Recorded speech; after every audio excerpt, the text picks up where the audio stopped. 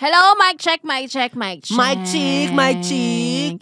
Hello na naman mga wanderers. And bobbers. It's Regan the Wanda. And B-Boy Bibo. Para sa ating podcast na pinamagatang No Filter, The Better. At ngayong araw na ito, ang pag-uusapan natin ay ang mga breadwinner.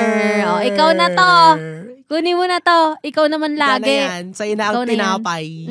Ikaw na ang mag-uwi. Nasa iyo ang bread and butter ng pamilya. Ikaw ang dakila ulirang tagapag-provide. Ano ba yung breadwinner? Yung Paano ba i-identify ang breadwinner? Ang breadwinner ay siyang naghahatid ng pagkain sa lamesa. Oh, literally. Nagbabayad ano? ng kuryente. Ganyan. O hindi naman kaya takbuhan kapag may pangangailangan. problema. Sasabihin, lumapit ka dun kay ate mo. Lumapit ka dun kay kuya mo. Baka si bunso mayroon. Okay. Mga ganon. Yung breadwinner ay not necessarily the panganay, diba? Hindi. Kung sino ang nanalo. Ewan ko ba kasi sa'yo, sa dinami-dami ng pwede mong mapanalunan yan, talagang tinapay pa yung... Galit na naman siya. Hindi ba sila yung natalo? Hindi ba sila yung talo? But anyway, very common sa Pinoy household. Family, Oo. Kasi diba, sa US, usually, pagdating ng 18 or pagdating ng college, kanya-kanya na sila. Separate na, di ba? Nadedetach na sa family. Sinabi ko lang na US. Naging family. Sa family, May family.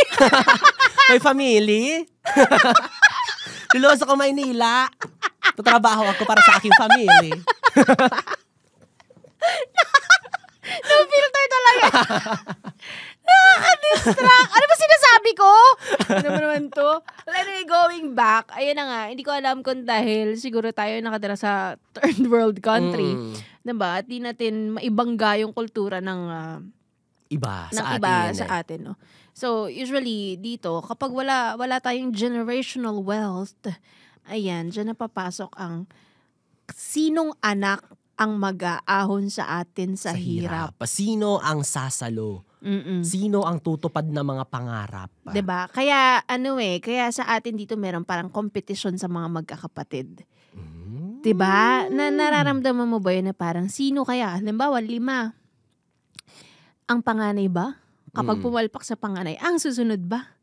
Ay, pumalpak na naman sa pangalawa. Hindi na fulfill. Ganun. Kaya minsan, alam nyo, may pressure sa side ng bunso kasi feeling mo, ikaw na yung huling ikaw na ang huling alas, utang na loob naman anak. Baka naman, yung kapatid mo nag-asawa, nag-anak na sa murang edad, hindi nagtrabaho ng maayos. Baka naman ikaw na ang huling alas ng pamilyang ito, ihahon mo kami sa hirap. Well, totoo. Go. Mukhang kayang-kaya, no? Actually, yung pagiging breadwinner ay minsan,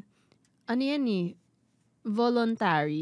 Voluntary. Kasi ikaw din naman, kung nakita mo rin naman yung pamilya mo is nanggaling talaga from the bottom of everything. Bottom of the Diba? So ikaw din, magkakaroon ka rin talaga ng perseverance na, sige, I'll work hard to para maiahon ko sila sa hirap. If there's no one to do it, sige, ako na. Bakit kasi kailangang breadwinner? Ba't hindi breadwinners?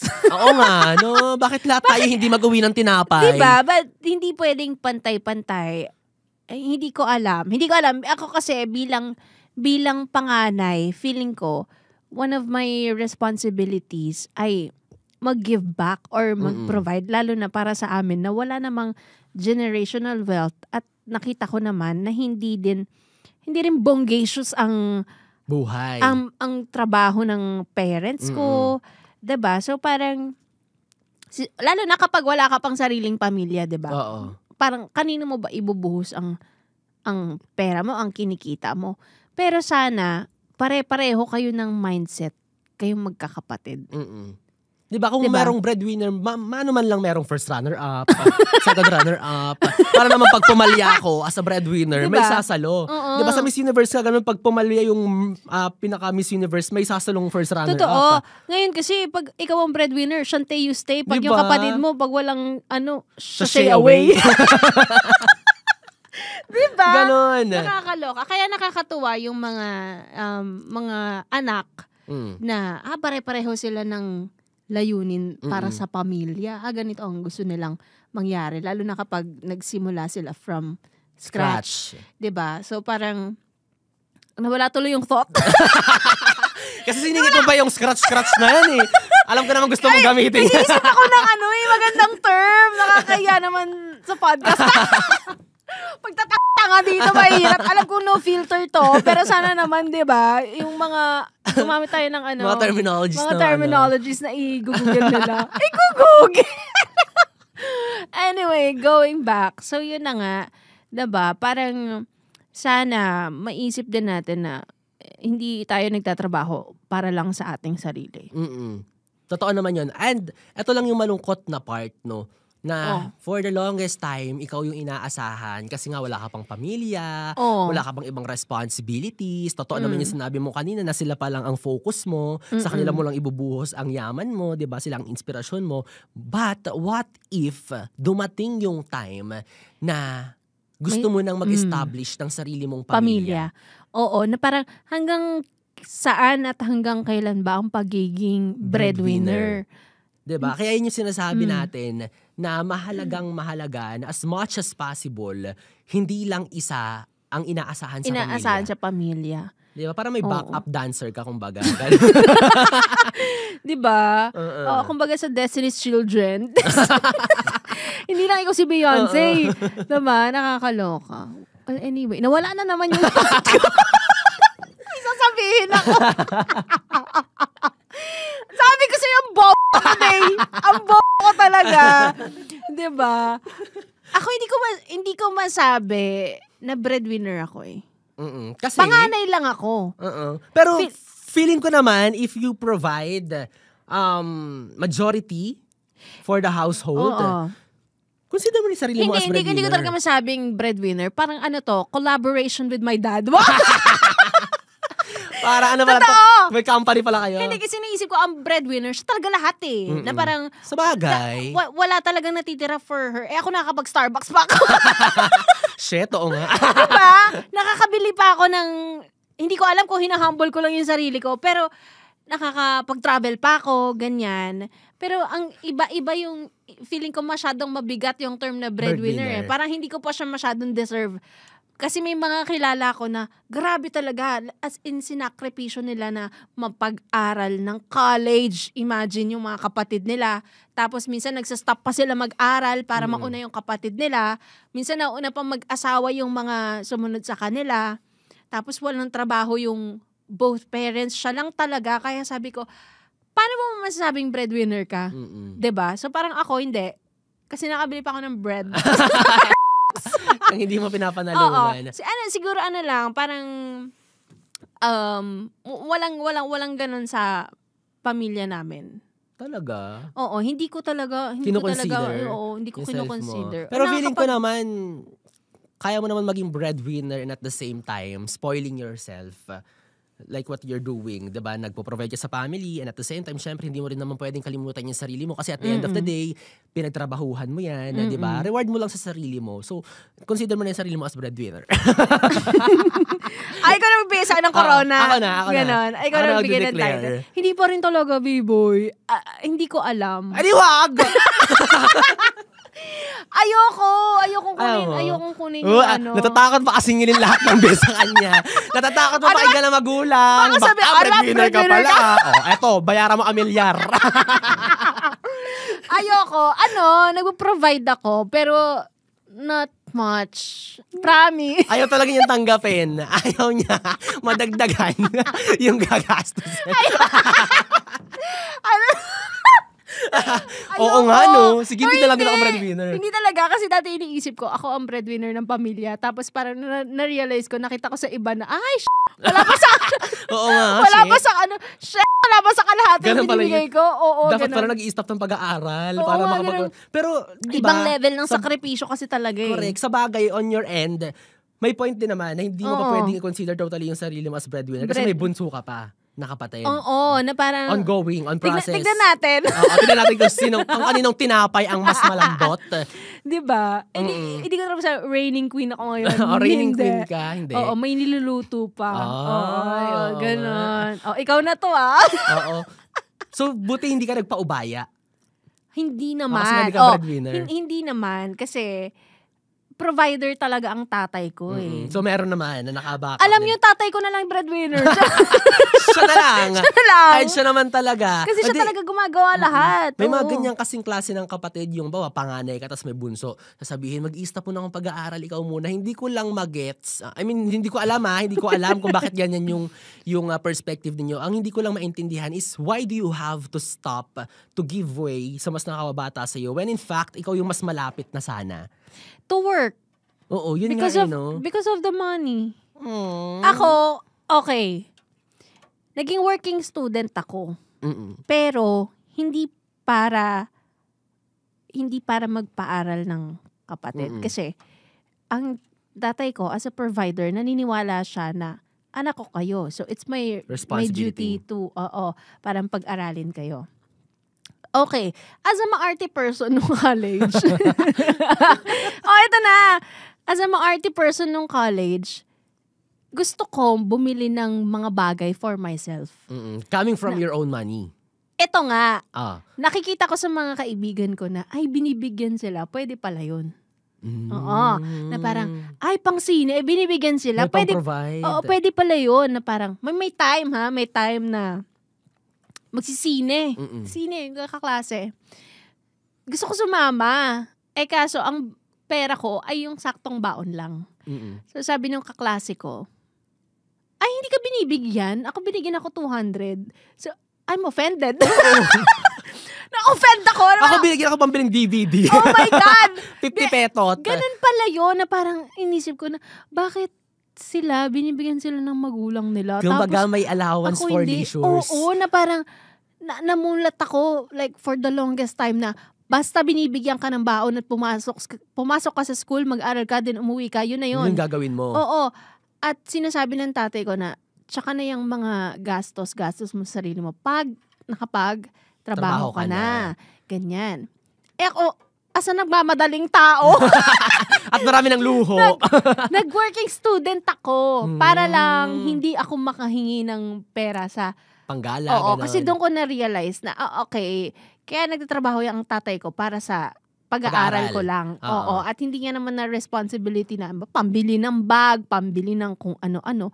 Kaya high school pa lang ako, nagtrabaho na ako for myself. Sa'yo pa lang yun. Oo, sa akin pa lang yun. Na parang, okay, gets ko naman na sakto lang ang aming pera. So, kung may gusto akong bilhin para sa sarili ko, kailangan ko siyang paghirapan.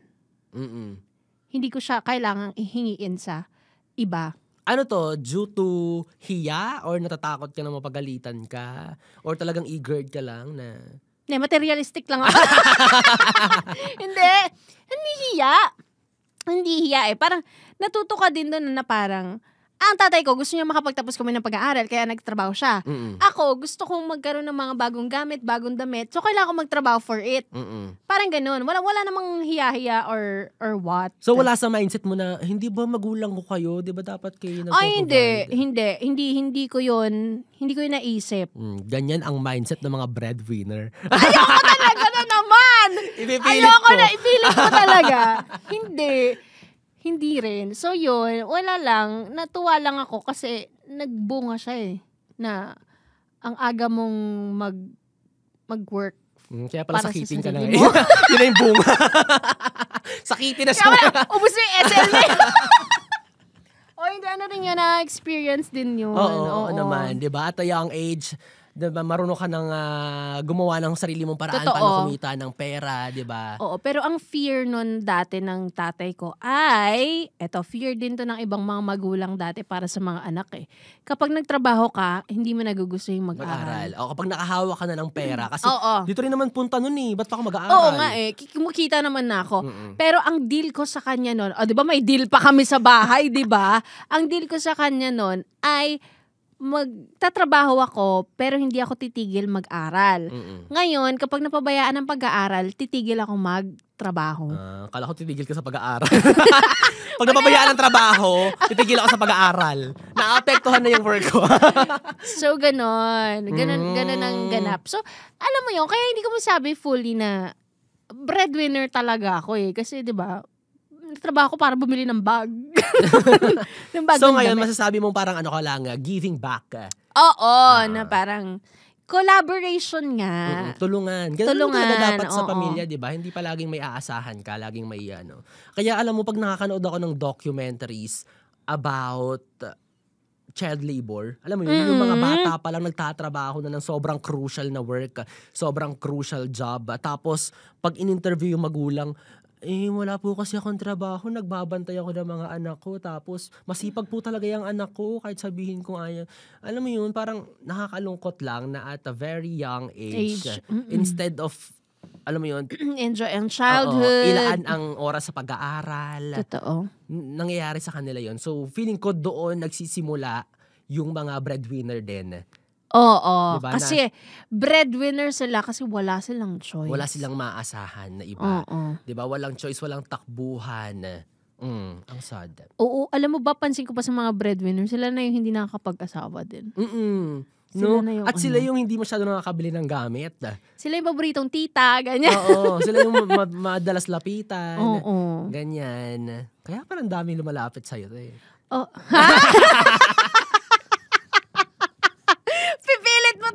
Ipipilit mo talaga. Baka isipin nila, ang dami-dami kong pera kapag-provide sa pamilya. Wala nga. Nakakainis ka talaga, no? Kaya ako pag nagpamilya ako, gusto ko ako talaga yung breadwinner at kahit sa dumating sa dulo. Kung mayroong mga isang anak na mapuproduce na magiging successful, sige na, sa'yo na yan. Pero sa pamilyang to, ako ang bumuo sa inyo, akong bahala.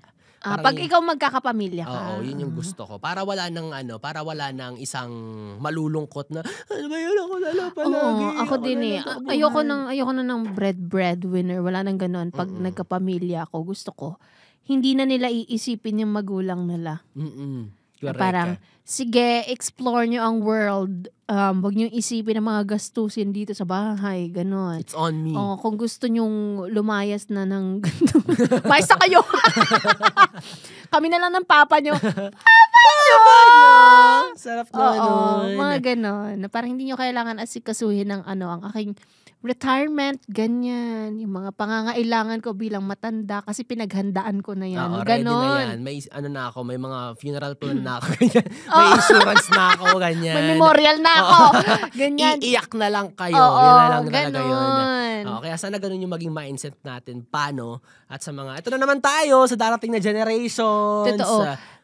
Kaya parang feeling ko yung title na breadwinner ay may positive at negative actually, effect. Totoo naman kasi on a positive note, fulfilling for them na makapag-provide ka sa pamilya. At hello, hindi naman sa pero bragging rights na rin yun. Oo, hindi lahat kinakaya yun. Diba? Ako ang breadwinner ng pamilya ko. Yes, sa pamilya. Breadwinner sa pamilya. Diba? Bragging rights naman din talaga siya at masarap sa feeling na ikaw yung tinuturing ng pamilya mo na taga-provide at lahat sila nagli-lean back sa'yo. But, on a negative side, paano ka na? Paano ka? Paano na yung well-being mo? At palagi na lang ba? Palagi na lang ba ikaw? Ako na lang ba talaga? Hindi ba? Kaya kung ako magiging breadwinner ako, mag-hone din ako ng isa pang breadwinner. Nag-training. Magtatayo ako ng agency. Mga interns. Baka masahin ko talaga kayo may bilang pinakamasasarap na tinapay out there. Makapag-retire ka na as breadwinner. So yun, hindi natin alam, hindi definite yung timeline ng mga breadwinner. Pero sana dumating sa point na maging successful. Na hindi mo na kailangan i-carry yung title na breadwinner. Kasi lahat kayo capable na. Kaya ayokong kunin. Kasi di ko alam kung hanggang kailan. Mabigat masyado. Parang ayoko. Okay, collab na lang. Diba? Tulungan. Mas maganda yung tulungan. Yun nga, diba? Collaboration. Para wala nang unfair sa family. Kung sinong makakapag-provide, so be it. Ibigay mo, ilapag mo. Pero kung hindi kaya, edi mga nga, diba? Hindi talaga, ganun talaga. Hindi naman tayo lahat pinanganak ng pantay-pantay sa mundo. Yes. Hindi tayo lahat pinanganak may gintong kutsara sa bibig. Diba? Napoproblemahin ang kuha ng pambayad ng Meralco, pambayad ng tubig, ng internet, ganyan. Kasi may mga tao na, kahit kaidaran mo sila at kahit iniisip mong nasa same phase kayo, pero iniisip mo nalalamangan ka na nila sa buhay na bakit siya ganito, parehas lang kami ng work, parehas lang kami ng edad, Sahod. pero nakakapunta siya ng ganito, nagagawa niya, nabibili niya yung mga ganito. Kasi iba-iba kayo ng responsibility. Diba? Maaaring siya talagang pinanganak na mayaman, so he or she doesn't have to provide for the family Totoo. needs. Diba? Tapos ikaw, walang ibang aasahan sa inyo kundi ikaw lang, so ikaw ang magbabayad. So, no pressure kung ano yung ginagawa mo ngayon at saan mo nilalaan yung pera mo. Yes. Diba? It's good. You're good. Diba? At darating at darating din na magiging mayaman din tayo, diba? Hindi na natin kailangan tumingin sa price tag. Oo, pangarap ko yan. Diba? Alam mo, pangarap ko yan. may ganyan akong nagsanggipsal kami ng kaibigan ko. High school. Eto na, edi ang sanggipsal, 500 na agad. Lagas agad ang wallet. Papunta pa lang BGC, magkano taxi? 100 plus papunta galing sa amin. Amal. Eto na, sanggip kami. Tama ba tong ginagawa natin? Kasi biglaan yun eh. Tapos biglang sabi niya, gusto ko ng soft drink. Sabi ko, alam mo naman ang mahal-mahal ng soft drinks in can. Oh. Tapos sabi ko, sige, bumili ka, hati na tayo. Tapos, ito yung nakakatawa. Alam mo, bago kami umorder ng soft drink in can na yun, hiningi namin yung menu. Pwede naman sabihin, di ba? Pabili po ng soft drink in can. Para lang, tignan i-check yung price. Tapos nakita namin, 80 petot. 80? 80 petot for this size. size. Nasa isip ko, 25. Ganon, 80 petot. So sabi namin, hati pa tayo dito. Tapos alam mo, tawang-tawa kami nung binigay yung Coke in can na yun. Nagbigay sila ng 1 glass with ice and 1 straw. Sabi, nung waiter, di ba lang inisip na hati tayo dito? Isa lang talaga yung binigay sa atin. Kaya alam mo, sa harapan ng mga karneng ginigisa at niluluto namin, nangako kami na darating yung time na we no longer need to check the price. Hindi na namin kailangan mag-isip kung magkano ang taxi papunta sa gusto namin puntahan at magkano ang kailangan bayaran. And ayun, awa ng Diyos, 3 years from now, nag-check pa rin ako ng price. Ganun ba? Pero kaya ko na bumili ng 2 soft drink. Hindi, ice pa lang. Uy, may ganyan din akong moment. Nung bata ako, lagi nagpapasalubong yung tatay ko ng Hindi pala McDo, donut. Ano layo naman sa McDonut kasi. Layo naman sa donut. Donut na galing pa sa katrabaho niya. Ganon. Paano galing sa katrabaho? Yung katrabaho niya yung nagbibigay. Ganon. Kasi nga, di man kami mayaman. Tapos, nung nag-high school ako, pero inisip ko nung galing sa tatay ko kasi yung tatay ko yung gumagawa ng paraan para donut ako eh.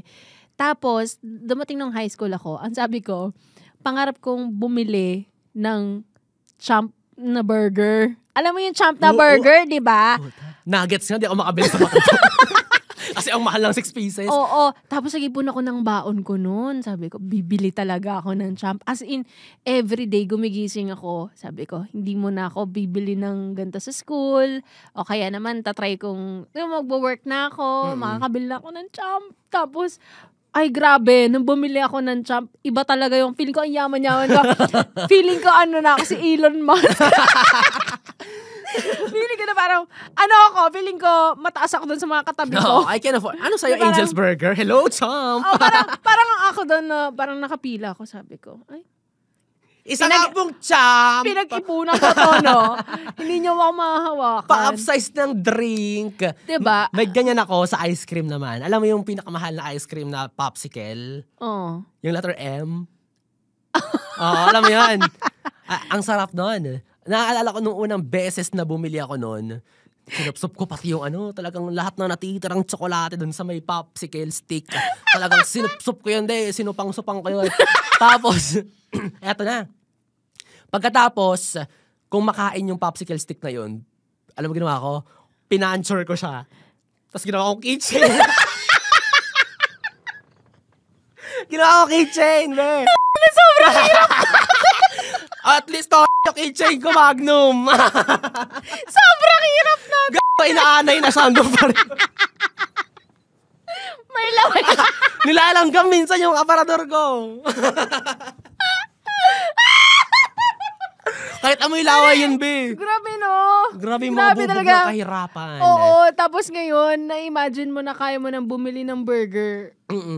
Oo, pero feeling ko mahirap. Angels pa rin ako. Nasa angels pa rin ako. Hindi. I mean, wala lang, nakakatuwa lang. Na kahit sa sarili papaano, mo. 'di ba, na hindi mo na kailangan sobrang mag-struggle para Ano ba yung lang sinasabi ma-afford. nila yung malayo ka na, Pero malayo ka pa. Baliktad tangi, gag. Naging demotivation. Mas na mag-motivate, mas lalo na down yung nakikinig. malayo ka pa, pero on the way na. Parang sinabi mo, na malayo ka na, sumuko ka na. Malayo ka pa, sumuko ka na. Parang ganun yung gusto mo sabihin. Sinundan mo kasi, ano ba, malayo ka pa, pero malayo ka. Malayo ka pa. Malayo ka na. Lumayo ka pa, pwede ka naman mag-jeep. Kasi. Ano ba tama? Wait lang, iisipin ko ha. Pinagpapawis na lang ako sa'yo. Malayo ka pa. Malayo ka pa, pero malayo ka na. Ano sabi natin? Malayo ka na. Pero malayo ka pa. Imbes na ma-inspire, mas lalong nalugmok. Pinarealize. Aray na. Hindi, ano yun? To strive harder. Ay, nako. Ayun, so, Anyway. malayo ka na. Ay, basta be, makakarating ka din. Oo. Basta on the way ka na. Sabi mo lang ETA mo. Sabi mo na lang yung ETA mo, be. Maintindihan namin yan. Anyway. Pagod ako, na.